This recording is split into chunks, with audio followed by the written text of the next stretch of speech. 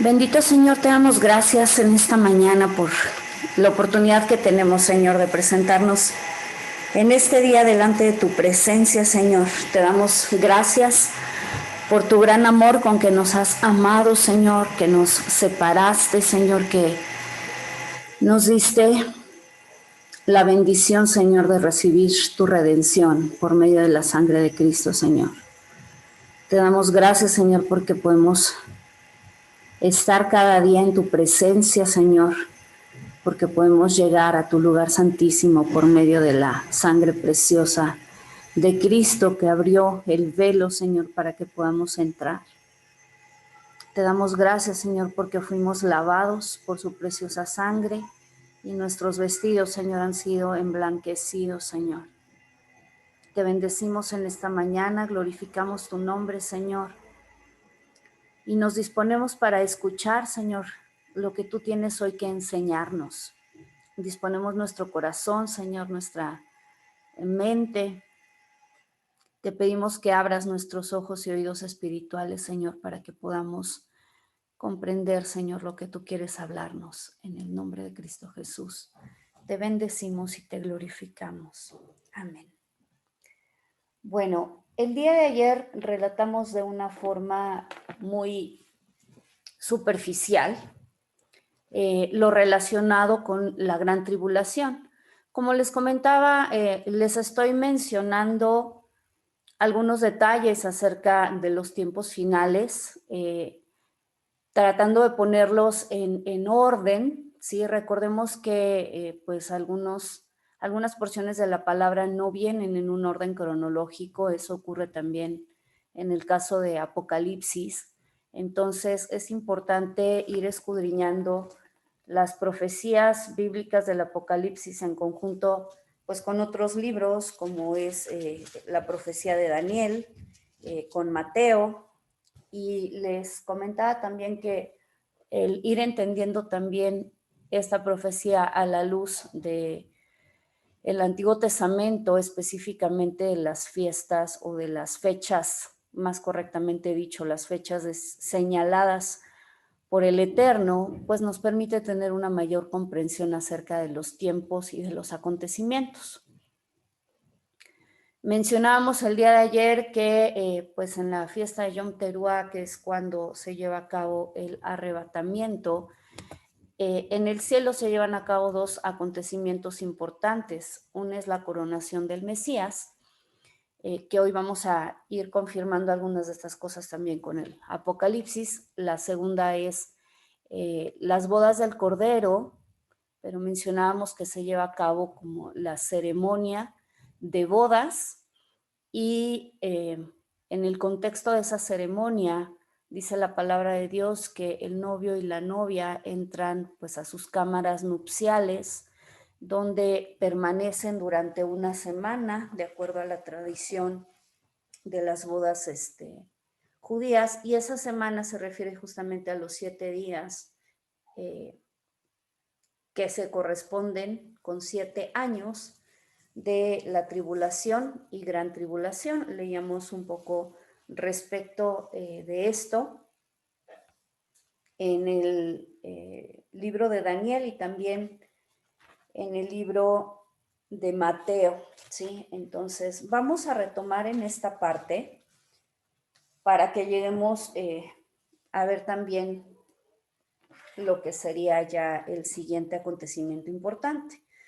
Voy a ir haciendo lectura de algunos versos muy específicos desde Apocalipsis capítulo 6 hasta el capítulo 19, y los voy a ir explicando también en el contexto de el siguiente periodo, digamos, o la siguiente fiesta, que es Yom Kippur, lo que se conoce como el Día del Perdón. También tiene otros nombres, también es el Gran Día o simplemente el Día, y este nombre está relacionado justamente con el Día de la Ira, ¿sí? O también lo hemos escuchado con el nombre del Día del Señor. La palabra de Dios dice que el Día del Señor vendrá, grande y terrible, y esto de grande y terrible hace referencia justamente a estos 7 días o 7 años ya en la profecía que se refieren a la gran tribulación y que el día de ayer empecé a explicar, sí, que también el nombre que tienen son los días del dolor, de los dolores de parto, así como el tiempo del sufrimiento de Jacob, ¿sí? Todo esto pues está relacionado básicamente con lo mismo, ¿sí? El tiempo de la angustia de Jacob, más correctamente dicho, y que, bueno, veíamos que tiene su cumplimiento justamente en estos 7 años. Vamos a ir haciendo algunas lecturas, como les decía, solamente voy a destacar unos versos, empezando en Apocalipsis capítulo 6, vamos a leer los últimos versos. El día de ayer empezamos a leer la primera parte donde habla acerca pues de el comienzo de los sellos que se empiezan a abrir, esto que también conocemos como los 4 jinetes del Apocalipsis, que justamente están en el contexto de la tribulación. Y dice la palabra de Dios en Apocalipsis 6:15, y los reyes de la tierra, y los grandes, los ricos, los capitanes, los poderosos, y todo siervo y todo libre se escondieron en las cuevas y entre las peñas de los montes. Y decían a los montes y a las peñas, caed sobre nosotros y escondernos del rostro de aquel que está sentado sobre el trono y de la ira del Cordero, porque el gran día de su ira ha llegado, y quién podrá sostenerse en pie, ¿sí? Por eso les mencionaba que Yom Kippur también es conocido, y el día del perdón, el día de la expiación, el gran día, también es el día de el ayuno. Ahorita también vamos a revisar por qué esa parte. Recuerden que una cosa que también habíamos comentado previamente es que este tiempo es un tiempo pues señalado por Dios para que pueda haber arrepentimiento. Leíamos en Isaías capítulo 26 que dice la palabra de Dios que cuando el juicio de Dios es derramado sobre la tierra, es con el objetivo de que los moradores de la tierra aprendan justicia, ¿sí? Y ese es uno de los objetivos. Sin embargo, vamos a ver qué es lo que ocurre realmente con estos moradores de la tierra, ¿sí? En ese contexto, en el capítulo 7 Apocalipsis, va a hacer mención de también un detalle que es muy interesante y que voy a destacar también en el contexto de esta conmemoración que es Yom Kippur. Y bueno, vale la pena que les mencione que nosotros podemos encontrar a gran detalle cuál era la forma de llevar a cabo la conmemoración de Yom Kippur en Levítico capítulo 16. Todo este capítulo está destinado a dar los detalles acerca del día de la expiación. Por cuestión de tiempo yo no lo voy a leer completo, pero los invito a que lo lean para que podamos tener pues una comprensión muchísimo más completa acerca de todo esto.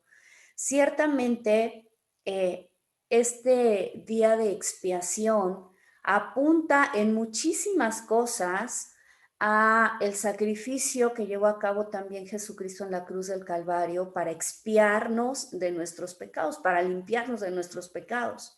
Ahí entendemos el porqué del sacrificio del holocausto, de la expiación, ¿sí? ¿Cuáles son algunas de las cosas que ocurrieron ahí? Yo no voy a hablar el día de hoy en relación a esto porque me estoy enfocando hacia la parte profética. Ya tienen también el enlace donde hablo ampliamente de las fiestas y donde vemos tanto el cumplimiento en el Antiguo Testamento, en la parte profética, en la vida, muerte y resurrección de Cristo, y también en la profecía de los últimos tiempos, que es donde me voy a enfocar ahorita. Pero hay algo muy interesante en el contexto de esta fiesta. Y una de las cosas muy importantes es que en esta ocasión, que es nosotros como cristianos ubicamos esta ocasión en lo que es el día de expiación, porque sabemos que es el único día en el cual entraba el sumo sacerdote al lugar santísimo. Y previo a que el sumo sacerdote entrara al lugar santísimo, debía llevar a cabo un sacrificio, ¿sí? Por él mismo, por su familia, para poder entrar en la presencia de Dios y posteriormente, ¿sí? Hacía otro sacrificio por los pecados del pueblo. De una manera muy interesante, y si hemos estudiado nosotros el libro de Levítico y el libro incluso de Éxodo, cuando el Señor le está dando las indicaciones a Moisés acerca de todos los detalles de cómo debía ser construido el tabernáculo, cuando le entregó la Torá, los 10 mandamientos, también le dio indicaciones muy concretas en relación al sacerdocio, no solamente a cuáles iban a ser sus actividades, sus responsabilidades, sino también en relación a la forma en la que debían ser ungidos y los vestimentas que iban a utilizar, cada detalle, desde la ropa más interna hasta pues los, ¿cómo decirle?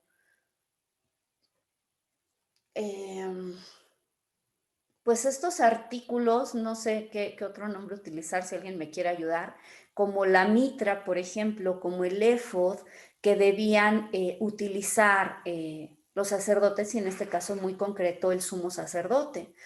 Este tipo de vestiduras eran utilizadas ciertamente para las fiestas. Sin embargo, muy particularmente en lo que es Yom Kippur, si me acompañan al Levítico 16, verso 4, dice así: se vestirá la túnica santa de lino y sobre su cuerpo tendrá calzoncillos de lino y se ceñirá el cinto de lino y con la mitra de lino se cubrirá. Son las santas vestiduras, con ellas se ha de vestir después de lavar su cuerpo con agua.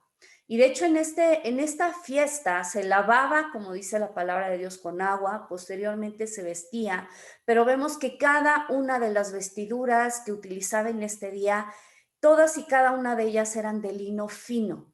Recordemos que la palabra de Dios habla en relación al lino fino en Apocalipsis, hablando de las vestiduras de la novia, y dice que el lino fino representa las obras justas de los santos. Entonces, como vemos aquí, dice que son vestiduras santas, ¿sí?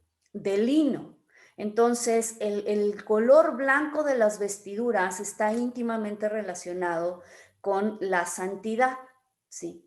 Ahora, nosotros podemos ver también en la palabra de Dios, voy a hacer mención ahorita de Apocalipsis capítulo 7, en el verso 9, vamos a leer, dice: después de esto miré, y he aquí una gran multitud, la cual nadie podía contar, de todas naciones y tribus y pueblos y lenguas, que estaban delante del trono y en la presencia del Cordero, vestidos de ropas blancas y con palmas en las manos. Y clamaban a gran voz diciendo: la salvación pertenece a nuestro Dios que está sentado en el trono y al Cordero. Me voy al verso 13. Entonces, dice, uno de los ancianos habló diciéndome: estos que están vestidos de ropas blancas, ¿quiénes son y de dónde han venido? Yo le dije: Señor, tú lo sabes. Y él me dijo: estos son los que han salido de la gran tribulación y han lavado sus ropas y las han emblanquecido en la sangre del Cordero. Parece una ironía que las ropas blancas salgan de la sangre del Cordero. Sin embargo, es muy interesante aquí porque de lo que nos está hablando es justamente, si recordamos nosotros esa promesa que Dios hace por medio del profeta Isaías, cuando dice que si tus pecados fueren rojos como la grana, vendrán a ser como blanca lana. Esto es algo que únicamente Dios puede hacer, ¿sí? Normalmente nosotros, si pensamos en algo blanco, es muy fácil poderlo teñir de cualquier otro color. No así cuando nosotros tenemos algo que está teñido en rojo, y más aún para algunas personas amas de casa, sobre todo si nos ha tocado de pronto limpiar alguna mancha de sangre, sabemos que la sangre es muy difícil de quitar de la ropa, muy difícil, ¿sí? Algo teñido, entonces, pero es impresionante cómo Dios lo dice de esta manera en su palabra, ¿no? Que si nuestros pecados fueren rojos como la grana, como el carmesí, dice, vendrán a ser como blanca lana. Entonces vemos como esas vestiduras blancas que representan la santidad en nuestra vida, nuevamente, no es un mérito nuestro. La palabra de Dios en lo que acabamos de leer dice, la salvación es del Señor y del Cordero de Dios, ¿sí? En este mismo capítulo de Levítico 16, evidentemente una de las cosas que menciona es que después de que Aarón, en este caso está hablando acerca de él, presentaba la sangre, vámonos al verso 14, voy a estar entre Levítico 16 y Apocalipsis para que me vayan siguiendo y lo tengan ahí apartado. ¿Sí? En el 14 del verso 14 del capítulo 16 de Levítico dice, tomará luego de la sangre del becerro y la rociará con su dedo hacia el propiciatorio, al lado oriental, hacia el propiciatorio, esparcirá con su dedo 7 veces de aquella sangre. El propiciatorio, recordemos que era el lugar de la presencia del Señor. De hecho, si nosotros regresamos un poquito en este capítulo, en el verso 2, dice así, y Jehová dijo a Moisés, di a Aarón tu hermano, que no en todo tiempo entre en el santuario detrás del velo, delante del propiciatorio que está sobre el arca, para que no muera, porque yo apareceré en la nube sobre el propiciatorio, ¿sí? Entonces, esto es un símbolo de esa sangre que debía ofrecerse delante del trono de Dios, ¿sí? Para poder recibirla, vamos a decirlo así, como pago, como redención por el pecado. Por esa razón se hacía hacia el propiciatorio. Después dice que degollaba el macho cabrío en expiación por el pecado del pueblo y llevaba la sangre detrás del velo adentro y hará de la sangre como hizo con la sangre del becerro y la esparcirá sobre el propiciatorio y delante del propiciatorio. Lo que estaba haciendo también en este caso Aarón era purificar el santuario a causa de las impurezas de los hijos de Israel, de las rebeliones, de los pecados. También tenía que purificar el tabernáculo de reunión, eso también lo explica en este mismo capítulo, pero me quiero ir un poquito más adelante. En el verso 20 dice, cuando hubiera acabado de expiar el santuario, el tabernáculo de reunión y el altar, hará traer el macho cabrío vivo y pondrán sus dos manos sobre la cabeza del macho cabrío y confesará sobre él todas las iniquidades de los hijos de Israel, las rebeliones, todos sus pecados, poniéndolos así sobre la cabeza del macho cabrío y lo enviará al desierto por mano de un hombre destinado para esto. Esto es parte de lo que debía hacerse como parte, digamos, del rito de santificación del pueblo. Me voy al verso 23, dice, después vendrá Aarón al tabernáculo de reunión y se quitará las vestiduras de lino que había vestido para entrar en el santuario y las pondrá allí. ¿Por qué? Pues para este punto ya esas vestiduras estaban cubiertas de sangre. Entonces él tenía que lavar, verso 24, lavará luego su cuerpo con agua en el lugar del santuario y después de ponerse sus vestiduras saldrá y hará su holocausto y el holocausto del pueblo y hará la expiación por sí y por el pueblo.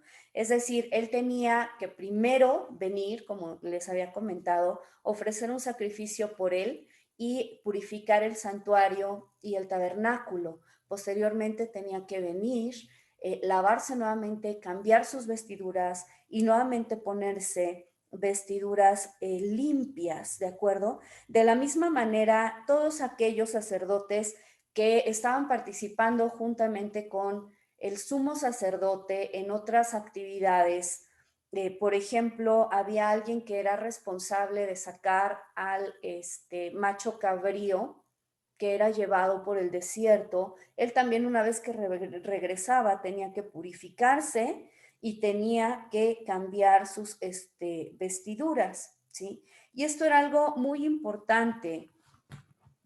Vuelvo a repetir porque pues las vestiduras en este contexto sí tienen una importancia y representan la santidad. Ahora es muy interesante, y vuelvo a repetir todo esto, si nosotros entendemos desde el capítulo 6 hasta el 19 de Apocalipsis en el contexto de Yom Kippur, va a haber muchísimas cosas que nos hagan mucho más sentido. En el capítulo 19 de Apocalipsis, cuando ya se está presentando acerca de Cristo, solamente voy a leer el verso 13, hablando acerca de Cristo. Dice, estaba vestido de una ropa teñida en sangre y su nombre es el Verbo de Dios. ¿Sí? El verso 16 dice, y en su vestidura y en su muslo tiene escrito este nombre, Rey de Reyes y Señor de Señores. Entonces vemos aquí la relevancia de las vestiduras en el contexto de esta celebración. Recordemos que estamos hablando del Día del Perdón. ¿Qué ocurre? Yom Kippur es el día más sagrado de todo el año para el pueblo de Israel, incluso más que Pascua. Este es el día en el cual, como estamos leyendo en Levítico 16, el sumo sacerdote venía a hacer expiación por el pecado individual y por el pecado de todo el pueblo. Y él iba a presentar sacrificios, pero quizá nosotros hemos dado por sentado el hecho de que al momento de él hacer como todo esto, Dios iba a perdonar, pero ojo, todo el rito debía llevarse a cabo específicamente de la manera que Dios había señalado, porque si en un momento dado, y esto nosotros lo vemos con los hijos de Aarón, se hacía algo de una manera diferente, en este caso, los hijos de Aarón, la palabra de Dios nos relata que habían ofrecido fuego extraño. Entonces, si había alguna cosa que se hiciera fuera de lo que Dios había señalado, pues digamos que se corría el enorme riesgo de que la ofrenda no fuera aceptada. Esto era algo que ocurría en la antigüedad, ¿sí?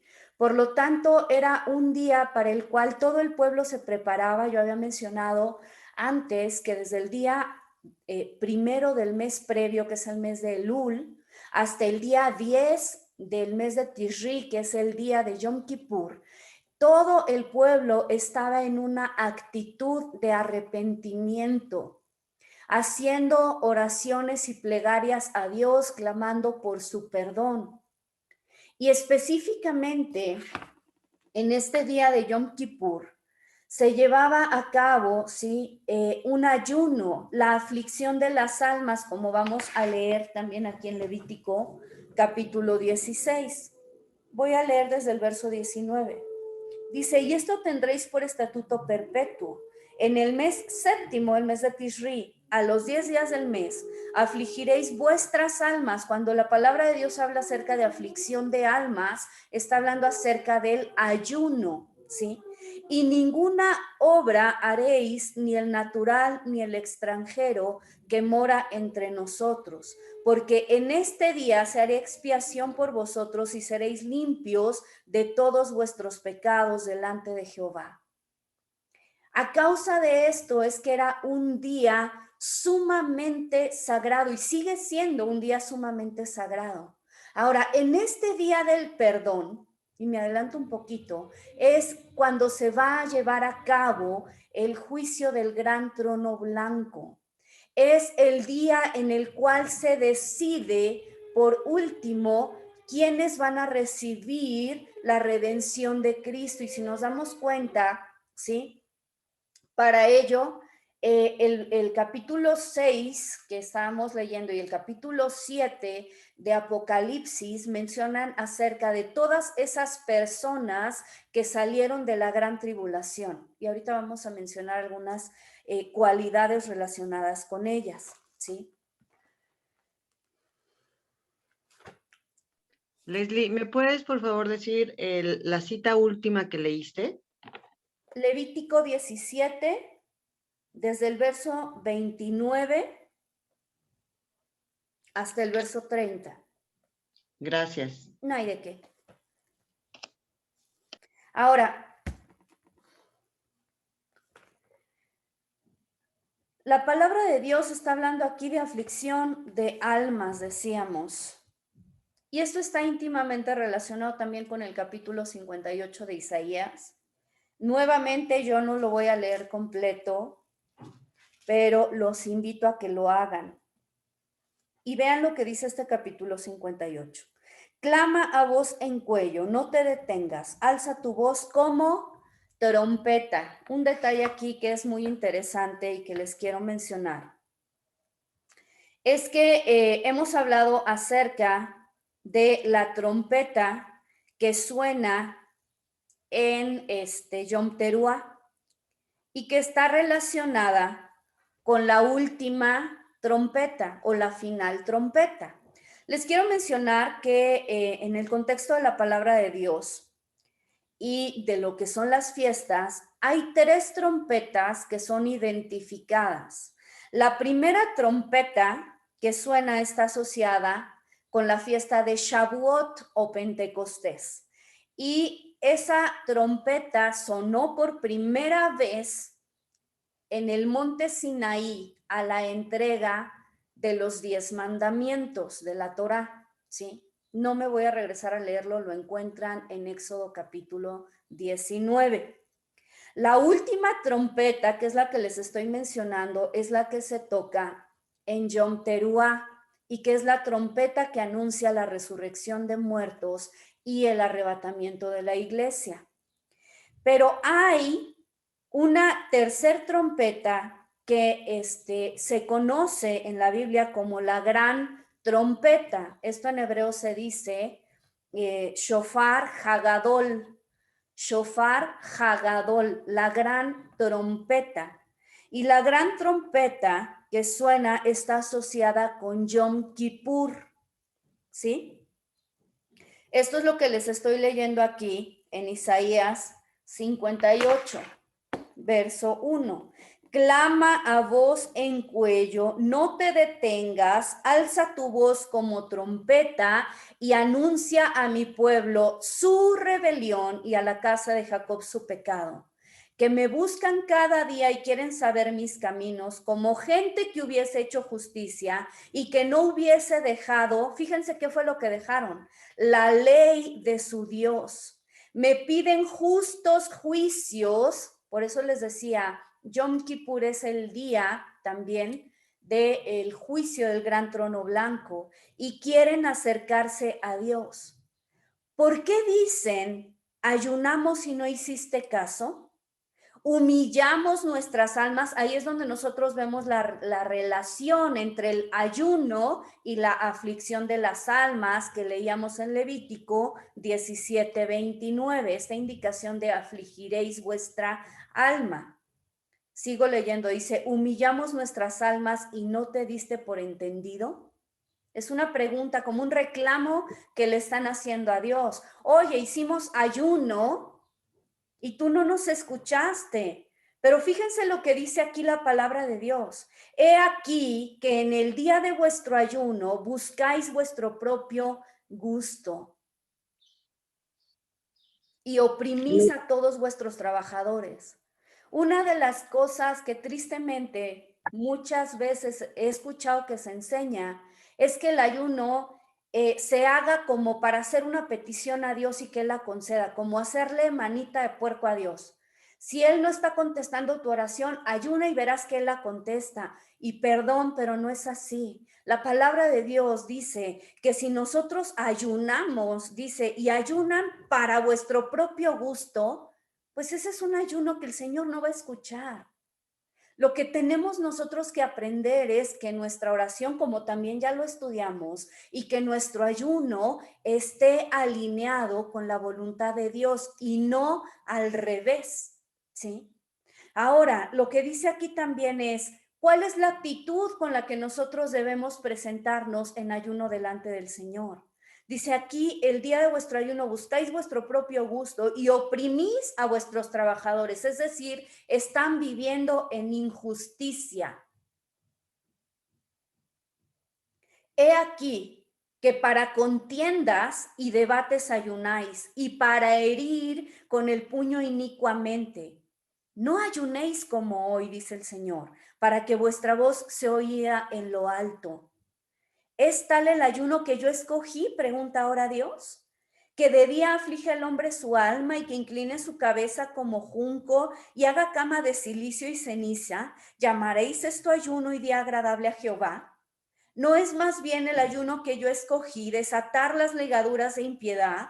O sea, que dejemos de ser impíos y que andemos en justicia, eso es lo que dice, soltar las cargas de opresión, que quitemos la opresión que tenemos sobre otras personas y dejar ir libres a los quebrantados y que rompáis todo yugo. No es el ayuno que partas tu pan con el hambriento y que a los pobres errantes albergues en casa, que cuando veas al desnudo lo cubras y no te escondas de tu hermano.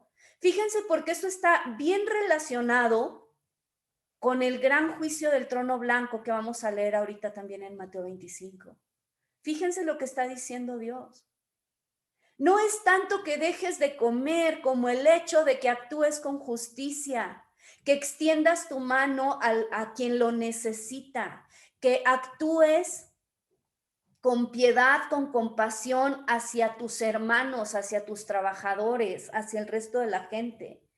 Verso 8 dice, entonces nacerá tu luz como el alba y tu salvación se dejará ver pronto e irá tu justicia delante de ti y la gloria de Jehová será tu retaguardia.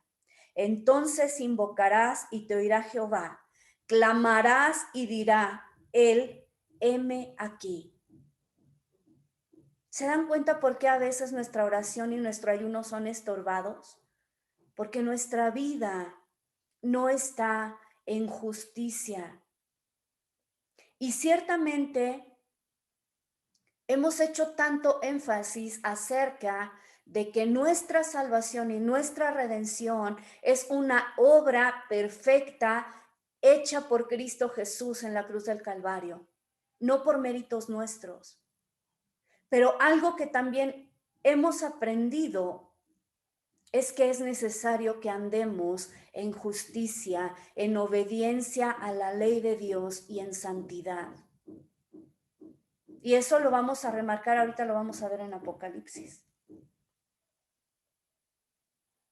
Si quitares de en medio de ti el yugo, el dedo amenazador, el hablar vanidad, si dieres tu pan al hambriento y saciares el alma afligida, en las tinieblas nacerá tu luz y tu oscuridad será como el mediodía. Jehová te pastoreará siempre y en la sequía saciará tu alma y dará vigor a tus huesos y serás como huerto de riego y como manantial de aguas, cuyas aguas nunca faltan. Y los tuyos edificarán las ruinas antiguas, los cimientos de generación y generación levantarás y serás llamado reparador de portillos, restaurador de calzadas para habitar. Y eso solamente estoy hablando del ayuno, pero si siguen ustedes escudriñando, este capítulo también habla acerca de guardar el día de reposo. Bien, voy a continuar leyendo en Apocalipsis en relación a esto que estamos viendo. Las vestiduras que reflejan de manera tan importante la santidad.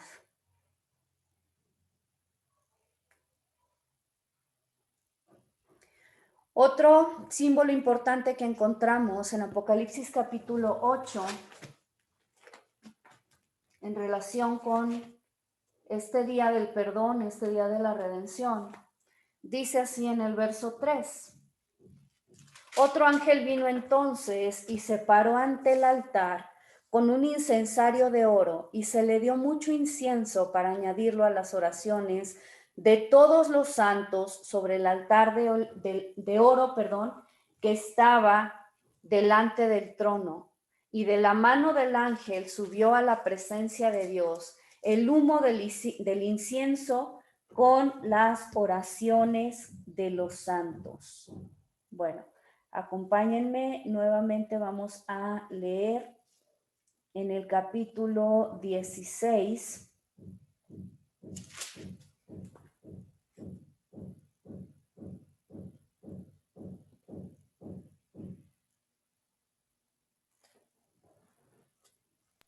Leslie, una pregunta. Me dijiste Levítico 17:29 y yo veo que nada más llega hasta el 16. 16, estoy leyendo Levítico 16, Edith.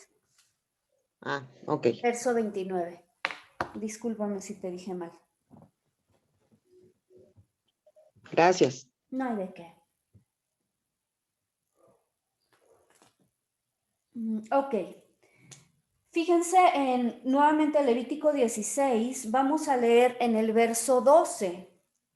Está hablando nuevamente del rito que está llevando a cabo el sumo sacerdote y dice así: después tomará un incensario lleno de brasas de fuego de altar de delante de Jehová y sus puños llenos del perfume aromático molido y lo llevará detrás del velo y pondrá el perfume sobre el fuego delante de Jehová y la nube del perfume cubrirá el propiciatorio que está sobre el testimonio para que no muera, ¿sí? Lo que está haciendo aquí es llevar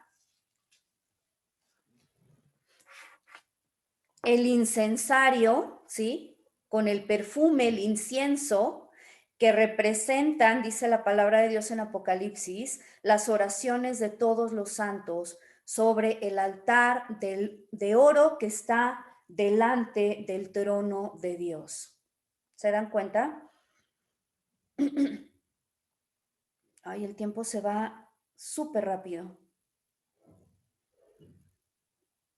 Ok. Vamos a seguir avanzando. Decimos que en este tiempo, que es tiempo de arrepentimiento y en el cual están viniendo el juicio de Dios sobre el mundo para arrepentimiento, la gran ironía que nosotros vemos en Apocalipsis capítulo 9, vamos a leer los últimos versos, 20 y 21 dice: y los hombres que no fueron muertos con estas plagas, ni aún así se arrepintieron de las obras de sus manos, ni dejaron de adorar a los demonios y a las imágenes de oro, de plata, de bronce, de piedra y de madera, las cuales no pueden ver, ni oír, ni andar. Y no se arrepintieron de sus homicidios, ni de sus hechicerías, ni de su fornicación, ni de sus hurtos. ¿Sí? Entonces encontramos que en ese contexto de la tribulación va a haber un grupo de personas que sí se van a arrepentir, un grupo de personas, ahorita vamos a hablar acerca de ellos, sí, que pues bien hemos visto que van a sufrir a causa de lo que creen, pero va a haber otro grupo de personas a los que en Apocalipsis encontramos como moradores de la tierra, ¿sí? Que dice la palabra de Dios que no se van a arrepentir. Vemos en Apocalipsis capítulo 13, versos 7 y 8, esta diferencia. De hecho, aquí la palabra de Dios dice que al dragón, que ya hablamos de él, de la bestia también, se le permitió hacer guerra contra los santos y vencerlos, y también se le dio autoridad sobre toda tribu, pueblo, lengua y nación. Dice, y la adoraron todos los moradores de la tierra, pero dice quiénes específicamente, ya lo habíamos leído antes, cuyos nombres no estaban escritos en el libro de la vida del Cordero, que fue inmolado desde el principio del mundo. ¿Sí? En el verso 14, capítulo 14 de Apocalipsis, verso 12 dice: aquí está la paciencia de los santos. Y fíjense cómo menciona aquí dos cualidades que vamos a encontrar a lo largo del libro de Apocalipsis sobre estas personas. Dice, los que guardan los mandamientos de Dios y la fe en Jesús. Así es que una cosa que es creer en Cristo no exime de la otra, que es guardar los mandamientos de Dios. ¿Sí? Vuelvo a repetir, Apocalipsis 14:12. Aquí está la paciencia de los santos, los que guardan los mandamientos de Dios y la fe de Jesús. Y oí una voz desde el cielo que me decía, escribe, bienaventurados de aquí en adelante, los muertos que mueren en el Señor. Esto es en el contexto de tribulación y gran tribulación. Sí, dice el Espíritu, descansarán de sus trabajos, pues porque sus obras con ellos siguen, ¿sí? Me voy a regresar un poquito para que veamos también otro verso en donde hay descripción acerca de ellos, que es el Apocalipsis capítulo 12. Y nuevamente vemos la diferencia de los santos y de los moradores de la tierra. Vamos a leer desde el verso 10. Dice, entonces oí una gran voz en el cielo que decía, ahora ha venido la salvación, el poder y el reino de nuestro Dios y la autoridad de su Cristo, porque ha sido lanzado fuera el acusador de nuestros hermanos, el que los acusaba delante de nuestro Dios día y noche. Este verso 10, aunque está en Apocalipsis 12, hace referencia a lo que va a ocurrir, ¿sí? Una vez que Cristo regrese y llega en el contexto de lo que es la batalla de Armagedón para luchar en contra de todas las naciones que vienen contra Israel y en donde toma a Satanás, ¿sí? Al dragón, dice la palabra de Dios, al falso profeta y a la bestia, y los tres son lanzados en el lago de fuego, como lo vamos a ver el día de mañana, ¿sí? Pero voy al verso 11, dice, y ellos le han vencido por medio de la sangre del cordero, nuevamente, la fe en Cristo, la sangre del cordero, y dos, la palabra del testimonio de ellos. La palabra del testimonio se refiere a guardar los mandamientos del Señor.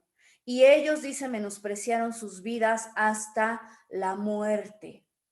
Por eso es que decimos que para este tiempo, aquellos que decidan aceptar o tener fe en Cristo y obedecerlo, les va a costar su propia vida. El verso 12, dice, por lo cual alegraos cielos y los que moráis en ellos. Y hace una diferencia aquí, están los cielos y los moradores de los cielos, pero dice, ay de los moradores de la tierra y del mar, porque el diablo ha descendido a vosotros con gran ira, sabiendo que tiene poco tiempo. Y también esto se refiere a un punto en el futuro. Por último, en este capítulo, verso 17, dice, entonces el dragón se llenó de ira contra la mujer. Recordemos que cuando la palabra de Dios habla acerca de la mujer aquí en Apocalipsis se refiere a Israel. Y se fue a hacer guerra contra el resto de la descendencia de ella. ¿Quiénes? Los que guardan los mandamientos de Dios y tienen el testimonio de Jesucristo. Estas dos condiciones van juntas. ¿De acuerdo? Ahora, voy a pasar por último al capítulo 19.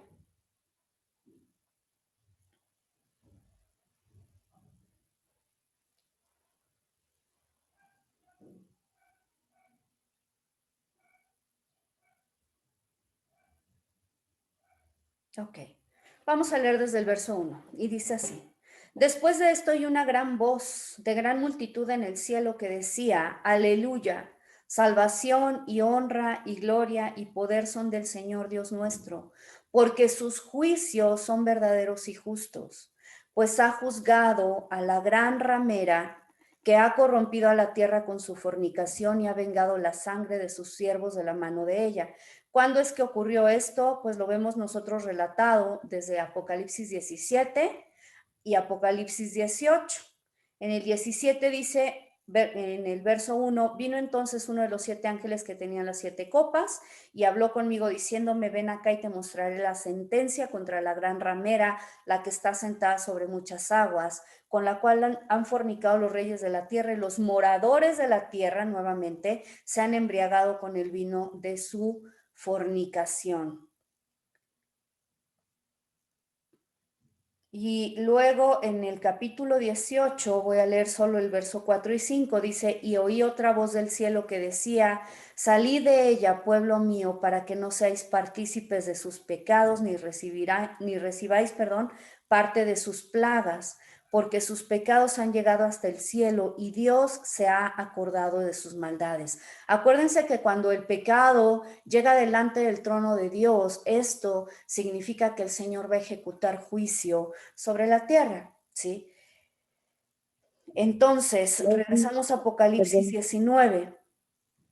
Recordemos que habíamos leído acerca de las bodas del Cordero celebradas en Yom Teruah. Aquí en el capítulo 19 de Apocalipsis, desde el verso 7, ya nos dice lo siguiente, gocémonos y alegrémonos y démosle gloria porque han llegado las bodas del Cordero y su esposa se ha preparado. Aquí se refiere justamente a estar lista para la cena de las bodas, que ya también lo veremos, y a ella se le ha concedido que se vista de lino fino, limpio y resplandeciente, porque el lino fino es las acciones justas de los santos. Los siguientes versos hablan acerca de las bodas. Dice, y el ángel me dijo, escribe, bienaventurados los que son llamados a la cena de las bodas del Cordero. Y me dijo, estas son palabras verdaderas de Dios.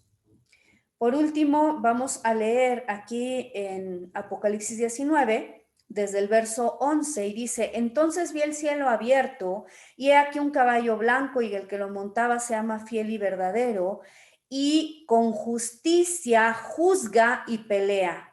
En este contexto ocurren dos cosas. Primero está esta pelea, vuelvo a repetir, donde viene Cristo, y ahorita lo vamos a ver relacionado con otros versos.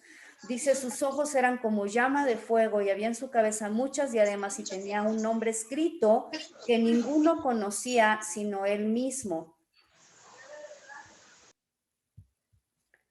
Estaba vestido de ropa teñida en sangre, ya lo leímos, y su nombre es el Verbo de Dios.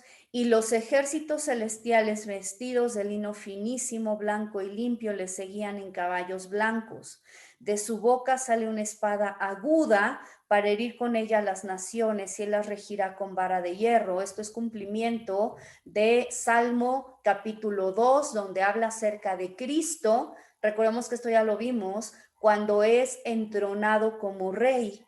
Y él pisa, dice, el lagar del vino del furor y de la ira del Dios Todopoderoso. Si acaban de leer este capítulo, nos habla acerca de esa batalla que se lleva a cabo en el cual justamente él va contra sus enemigos. Quiero que me acompañen a leer también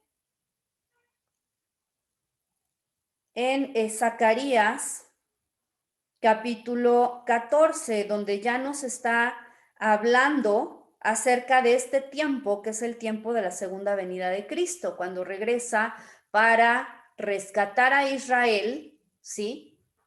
De todas las naciones que vienen lideradas por el anticristo a pelear en contra de ellos. Zacarías 14, verso 1 dice, he aquí, el día del Señor viene. ¿Se acuerdan que les decía que Yom Kippur también se conoce como el día del Señor? Y en medio de ti serán repartidos tus despojos, porque yo reuniré a todas las naciones para combatir contra Jerusalén y la ciudad será tomada y serán saqueadas las casas y violadas las mujeres y la mitad de la ciudad irá en cautiverio, mas el resto del pueblo no será cortado de la ciudad. Después saldrá Jehová y peleará con aquellas naciones como peleó en el día de la batalla, y se afirmarán sus pies en aquel día sobre el monte de los olivos, que está enfrente de Jerusalén al oriente, y el monte de los olivos se partirá por en medio, hacia el oriente y hacia el occidente, haciendo un valle muy grande, y la mitad del monte se apartará hacia el norte y la otra mitad hacia el sur. y huiréis al valle de los montes, porque el valle de los montes llegará hasta Asal. Huiréis de la manera que huisteis por causa del terremoto en días de Usías, rey de Judá, y vendrá Jehová mi Dios y con él todos los santos. ¿Cómo es que vienen los santos aquí con Jesús? Si se dan cuenta, esta es una de las diferencias. Cuando Cristo viene por su iglesia, ¿sí? Él viene solo y es la iglesia quien sube a encontrarse con él. Pero aquí la palabra de Dios dice que viene con todos los santos. Y acontecerá que en ese día no habrá luz clara ni oscura. Será un día el cual es conocido de Jehová, que no será día ni noche, pero sucederá que al caer la tarde habrá luz. Acontecerá también en aquel día que saldrán de Jerusalén aguas vivas, la mitad de ellas hacia el mar oriental y la otra mitad hacia el mar occidental en verano y en invierno, y Jehová será rey sobre toda la tierra. En aquel día Jehová será uno y uno su nombre, ¿sí?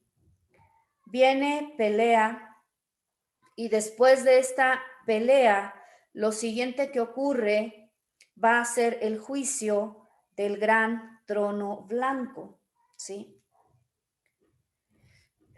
Que bueno, por cuestión de tiempo hablaremos de esto ya el día de mañana. No sé si alguien tenga hasta aquí alguna pregunta o algún comentario. Solamente el de el Isaías 1:18 es donde viene lo de que los pecados, si son rojos como la grana, serán emblanquecidos. Gracias, Edith. Si quieren De tomar nada. nota. Leslie, yo ¿Mande? tengo una pregunta. Claro. La gran ramera, ¿quién es? La gran ramera, pues mira, mucho se ha dicho que es solo la Iglesia Católica. En realidad, por lo que nosotros leemos en la palabra de Dios, tiene que ver con todo aquello, es un espíritu, ¿sí? Cuando la palabra de Dios habla acerca de Babilonia como la gran ramera, y nosotros vamos a estudiar desde el principio, el origen de Babilonia está en el capítulo 11, si no me equivoco, lo reviso, de Génesis, que es Babel, ¿sí? Ujú. El Sí. nombre de Babel y el nombre de Babilonia, sí, es el capítulo 11 de Génesis. Tienen el mismo origen, viene de una palabra hebrea que es Balal y que significa confusión, ¿sí? Ahora, en Génesis 1, la verdad es que el relato es muy, muy, muy pequeño, pero cuando nosotros nos metemos realmente a escudriñar, Babilonia está presente a lo largo de toda la historia bíblica, ¿sí? Inicia, vuelvo a repetir, como Babel, inicia con un hombre llamado Nimrod, que es un hombre de la descendencia de Caín, un hombre perverso que se erige como un dictador en contra de Dios, pero no solamente como un dictador humano, sino que él mismo llega a entronarse como Dios. Y a partir de él, de su madre, que llega también a ser su esposa, y de su propio hijo, vienen toda una serie de enseñanzas y desviaciones que terminan siendo el origen de todas las religiones que hay en la actualidad en el mundo, ¿sí? Si nosotros revisamos los detalles de lo que adoran las distintas religiones, nos vamos a encontrar que todas ellas tienen un origen en el antiguo Babel, que es Babilonia. Entonces, para responder tu pregunta, ¿qué es o quién es la gran ramera? Pues es un espíritu de engaño que se ha encontrado a lo largo de toda la historia, ¿sí? Y que lo que busca es dar adoración a cualquier otro Dios que no es el Dios verdadero, ¿sí? Y contra Sí. ese espíritu de Babilonia es que Dios va a traer un juicio y va finalmente a terminar, ¿sí?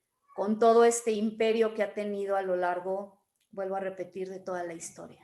No sé si contesté tu pregunta. La verdad es que la mega resumí porque, digo, hay un estudio muy Lady, profundo acerca de gracias. lo que es Babel y Babilonia, y toda su actuación pues a lo largo de la historia bíblica para llegar pues a esta parte final en Apocalipsis 17 y 18, donde es juzgada y donde el Señor pues finalmente termina con ella. Muchas gracias, Leslie. No hay de qué, con gusto. ¿Alguien más quiere hacer alguna otra pregunta? ¿No? Bueno, vamos a orar entonces. Bendito Dios, te damos gracias en esta mañana, Señor, por tu palabra. Gracias por hablarnos e instruirnos a través de ella, Señor. Te damos gracias, Señor, porque podemos reconocer que tú tienes un plan perfecto, Señor, desde antes de la fundación del mundo, que tú nos has permitido, Señor, como hijos tuyos, conocer y descubrir, Señor, esas verdades ocultas en tu palabra, Señor, para que podamos estar apercibidos acerca de los tiempos que estamos viviendo, acerca de la forma en la que debemos conducirnos delante de ti. Señor, permite que nuestra vida, Señor, sea redarguida por tu Espíritu Santo para que cada uno de nosotros podamos estar preparados, Señor, para recibirte, para tu venida, Señor, para enfrentar las cosas que sean necesarias y que podamos, Señor, estar firmes, confiando, Señor, en la salvación que hemos recibido por medio del sacrificio de Cristo, pero también, Señor, para mantenernos en santidad, Señor, en obediencia a ti, Señor, que nuestra vida verdaderamente sea digna de ti, Señor, de lo que tú has hecho por nosotros, Señor. Te damos gracias, Señor, por tu palabra. Te damos gracias por lo que nos permites aprender.